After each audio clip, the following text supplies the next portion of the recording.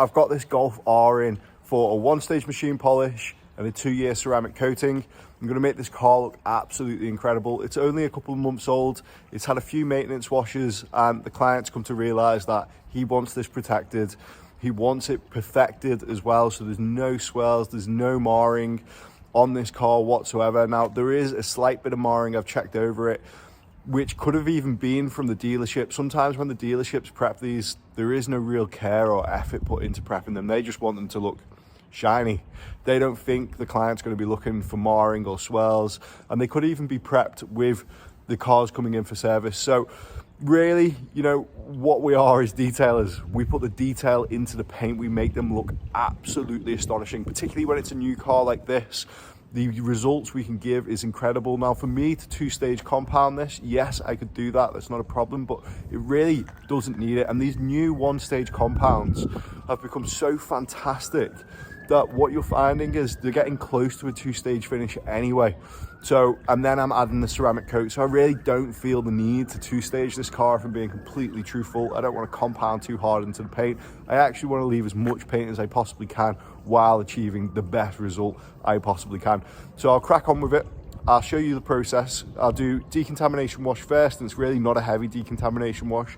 I'd even be surprised if this car needs a clay bar, but I'll double check. It may have been driven hard where it spat all the tar up the side. So very possibly it does. It needs a tar removal and clay bar, but I'll check that over. What I'll do, I'll make a start. I'll put the GoPro on so you can see everything, and I'll talk you through it. And thanks for joining on this video, and I think we'll get some amazing results on this Golf R. I'm going to talk you through the very first steps of a decontamination wash. I do have other videos on this. So I'm spraying the wheel cleaner on, letting that settle just to break down the brake dust on the alloys, and then I'm jetting that off to make my life easier and less messy when I come to detailing the alloys next. And I'll give it another layer of wheel cleaner to make sure it's lubricated well and it is breaking down the brake dust further. This is a really nice way of making sure these alloys are absolutely perfect, but this is a very common practice when detailing. I'm taking my second bucket. I'm not mixing buckets, and I'm going in with the EZ wheel brush. And what you'll find here at this point is those barrels are becoming clean. And I know this is really basic detailing for a video that is going to go into a lot of detail for a 1-stage machine polish, but let's take you through every single step of what we're doing. We aren't having the alloys off for this 1-stage machine polish. We're not coating the alloys either. However, I have put our hydrophobic booster on those alloys separately before the client arrived, just to really try and prevent that brake dust build up as much as possible, but it doesn't have the specific ceramic coating. If we do specific ceramic coat the alloys, we actually take those alloys off and we coat them entirely from inside out and make sure they're absolutely perfect.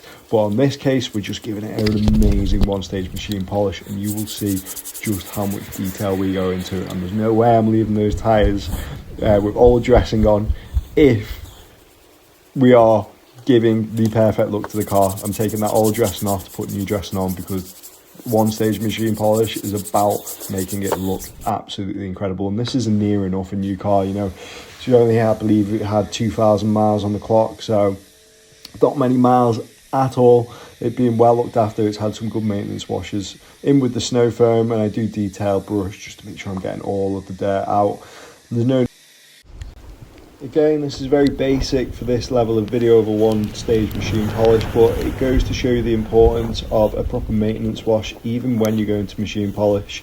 I'm still working from top to bottom, making sure I'm not picking up any of the grit on the way down. I'm also using the double bucket method wash when it's needed, and I've used our Swank Wash shampoo, which has awesome lubrication. So I know I'm giving this the best maintenance wash on the way in.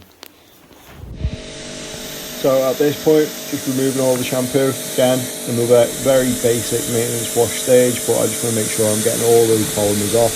I have used our Swank Wash shampoo as well, and used extra within it to make sure I'm pulling all the oils off the paint. Luckily, didn't actually need a clay bar at all. There was no bonded contaminants on the car, which is awesome. It made my life a little bit easier. I did, however, do a bit of a tar removal, but it definitely didn't need a clay bar. And it's nice to actually work on a car which doesn't need a tow bar, although 90% of them do, to be honest with you. It's only when you go around picking cars in like this.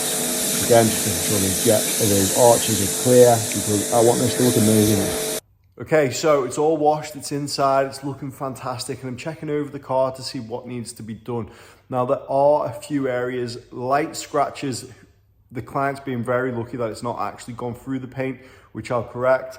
There's also a very heavy bird etching somewhere over here I'll show you, and there's just that general chemical etching on the paint. And this is the importance of protecting your car the second you get it. You know, even if it's a wax sets as hard as concrete. Wax is absolutely fantastic. If you're a bit concerned about applying a ceramic coat or something like that, wax is awesome. Get that straight on the car. Now, I'm going to show you these areas. I'm going to show you basically what we'll address first before the machine polish. So I'll go ahead, I'll show you them now, and I'll show you the condition of the car. Okay, so first area is here. So you can see we've got some deeper scratches here as well. This one is actually quite deep. See if I can get that to focus in. And again here, so it's obviously some kind of bush scrape. And what I'm going to do is flatten that down as much as I possibly can. Very, very lucky that's not gone through the coat. And then up here as well. This is commonly found with rings. So just be a little bit careful when getting in and out your cars. And again, I'll correct this and coat this. So that's two big areas really. This area is something I'm going to focus on a lot. Here, this is the bird etching, which is pretty big, to be honest with you. But it's not to say it can't be corrected. I'll just cut straight through that and make sure it is corrected. And these are the areas I'll focus on first.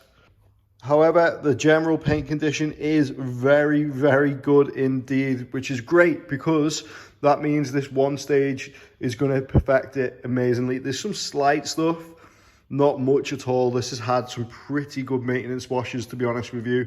From what the client was saying, it sounds like it may have had a bad one at one point. However, it's not been that bad. So yeah, very, very happy to correct this with a one-stage polish. So I'm going to run you through the polishes I have and the stages I'll be doing this in. Now, let's start with the first stages, which I'll be doing, which is the door. I'm going to be using a liquid sandpaper for this. Reason being, you get great control out of it and it polishes down and diminishes really well. I wouldn't advise using this if you're a beginner. I wouldn't advise using even 2000 or 3000 grit sandpaper, because you can burn straight through the clear coat. You have to be very precise when using these very, well, incredibly heavy compounds. You don't really get heavier than this, but it's a fantastic variety of removing clear coat scratches, which are very deep and prominent like this one. So that's the first stage I'll be doing, and then I'll be following that up with a heavy cut compound, and both of them will be used with a heavy cut pad from Maguire's to really make sure I am reducing those scratches. I hope to get them out entirely, but it's a case of you don't want to go too deep. They are majority of the way through the paint by the looks of it, or the clear coat, and I don't want to remove all of that lacquer. But I'll do my best to really reduce it to the point where it's not even noticeable, while leaving enough clear coat on there that it's safe to scrape another bush. Fingers crossed it doesn't, and we'll also have the ceramic coating on top. Now, when it comes to the bird etching on top, I don't believe that is going to be anything I'll have to hit that with sandpaper or any heavy compounds. It'll be a case of one stage. I think that will get that out. You know, this is a relatively new car, so the paint is still very fresh. But we'll see. I'll test it, we'll see. So yeah, that is basically going to be the stages of polishing, and I'm going to use the G3 cutting pad, which is a fantastic cutting pad in conjunction with that one stage polish. Then I'll do a very heavy IPA wipe down, because this does have some sealants in it, so it's going to be a very heavy IPA wipe down, making sure I remove all of those sealants off the paint, because when I'm applying the ceramic coat, which I'll be using the Infinity Wax 2-year coating, I want to make sure that it's bonding directly to the paint. The last thing I want is for it to be bonding to a sealant. So yeah, just make sure you're always doing a really heavy wipe down on the car. So I'm really excited to get this done. I'll also be doing the windows, and I'll be polished them with CarPro Gliss. and then finishing it in the Glocko glass sealant. So I'm really excited to get on with this. I'm going to be checking it throughout with the Unilight, and as you can see, these things are bright. They will show absolutely everything on this car. So without further ado, I'll continue to polish and I'll take you through every step on the GoPro. I've decided to tape up. Now, I don't always tape up because you don't always have to. However, there is very soft plastic. This isn't acrylic. This is a real rubber, which is sitting directly on the paint. If the polish catches this, there's a chance that it may even burn because it is such a soft plastic, or it'll be hard to remove. I'd rather just protect it. You don't always, in fact, being completely honest, it's very rare you actually have to do this, but that rubber is really exposed on those windowsills. So I just want to make sure that I'm not marking any of them. And so I've just took the time to tape it up. It took around about 5 minutes, but again, you don't always need to do this. And the polishers nowadays are so good that they wipe off so easily that 9 times out of 10, even if you did hit the rubber, you'd be able to wipe it off. So, or treat it with just a plastic polish just to get it off. So yes, you don't always need to do this. However, it's just going to make my life a bit easier on this car because they really are exposed on those sills.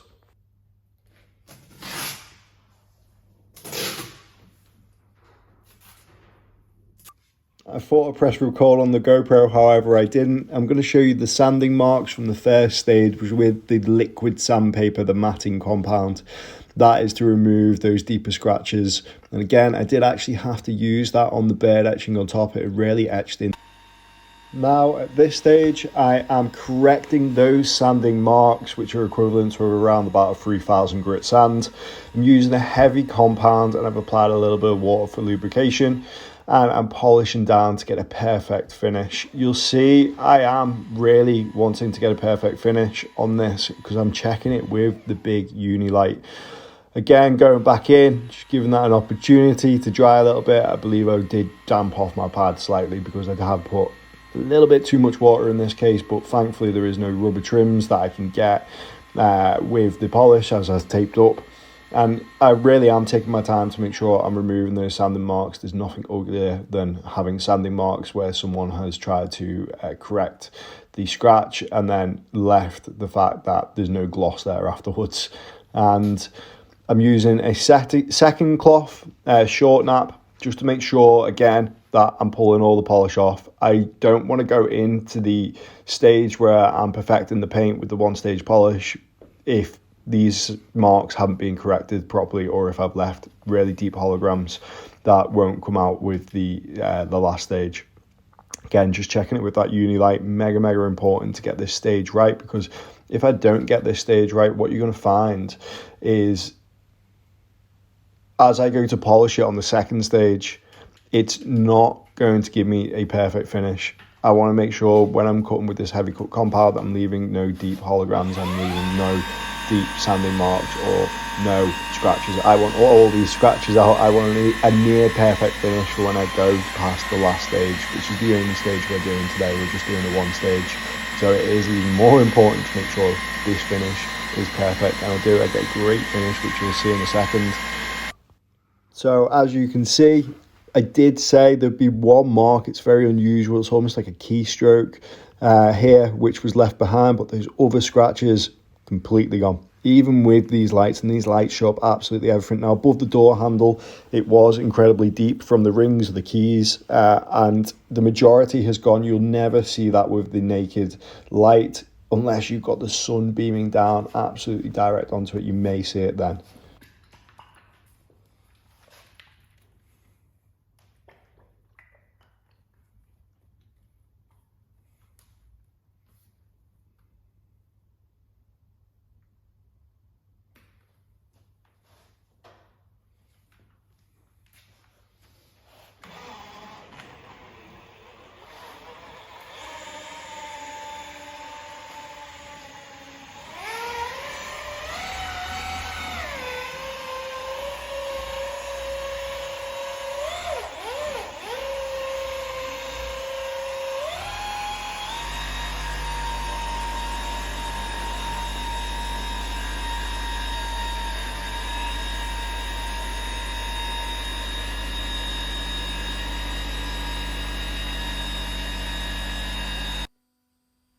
right, awesome. So we are going into our one stage polish. I'm mixing up our polish bottle, making sure there's no separation between the abrasion materials within the polish and the lubricants. I want to make sure it's well mixed. It's on my pad, and you're going to see me spread this out evenly over the quarter of the bonnet.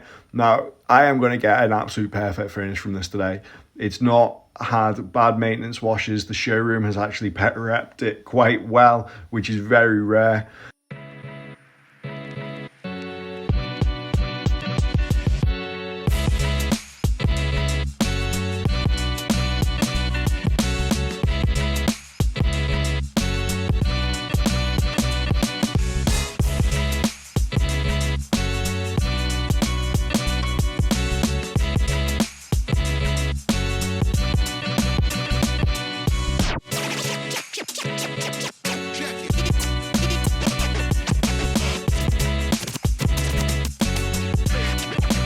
Okay, so that's the first quarter polish. So I've done the two wings and the bonnet and the bumper. And I can tell you, it looks really glassy already. And that is without the ceramic coating. This is going to be an insane finish. It'll be unrecognizable to the client. And I really mean that. This is going to look awesome. I'm going to carry on polishing this car. Got a full day to do it. And yeah, super excited to see the finish on this.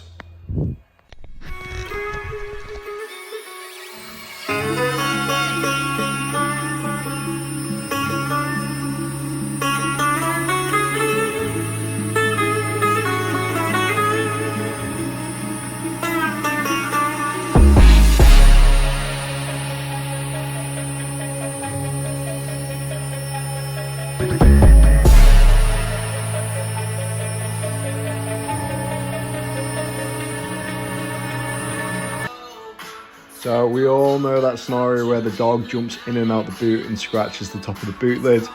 I've removed those scratches for the client and recommended a pad that folds out from the boot as well. And I did clean up that boot for him.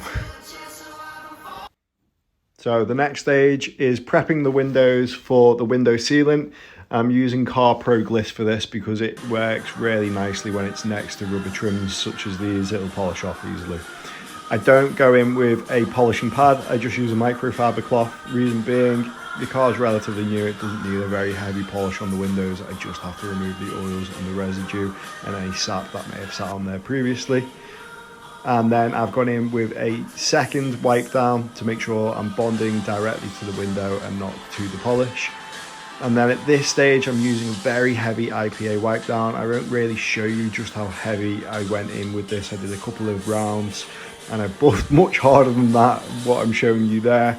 Now that was one of the last buffs. Now I am going in with the ceramic coating at this point, and you will see it changing the paint as I go across the top. I'll show you a more in detailed coating in a second on the front left wing, but you can literally see the ceramic coat going on. It almost looks like a varnish.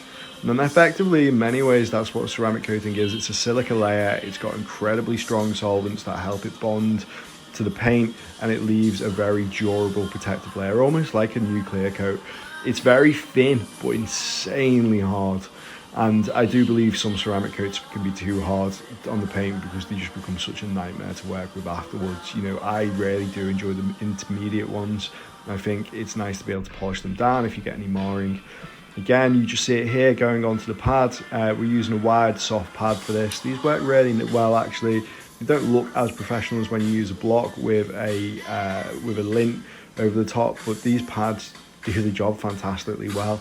And I get a really good area coverage going over the top here. And again, you can see it quite literally changing the paint. And you'll also see me, I was just pulling a hair out actually what I got caught up within the pads, but you'll also see it buff down on the paint now as well, and I give it a good hard buff. That's really the main thing you want to do. And you use a brand new microfiber. Never use a microfiber what's being used. You know, the cost of actually ceramic coating a car is quite high because you're using new equipment, you're using new microfibers. And if you leave these microfibers overnight, they go hard and you'll never really get that silica out of them. So they go in the bin after using them. And it goes to show just how hard this sets onto the paint as well. and I give it a nice buff down. You'll see I check at this stage for holograms. I'm checking to see if I've got any high spots off the ceramic coating. I want to make sure this is absolutely perfect, and I'm over the moon with these results at this point. I am so happy with how this paint is finished. It's turned it into a complete candy blue metallic. So this was the glass coating we put on at the same time as the ceramic coating, which is the Glocko glass sealant.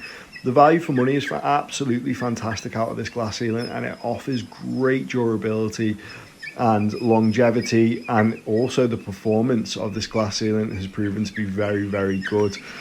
We are using this for our one stage. Sometimes we use the G-Technic Clear Vision, depending on what the client would like.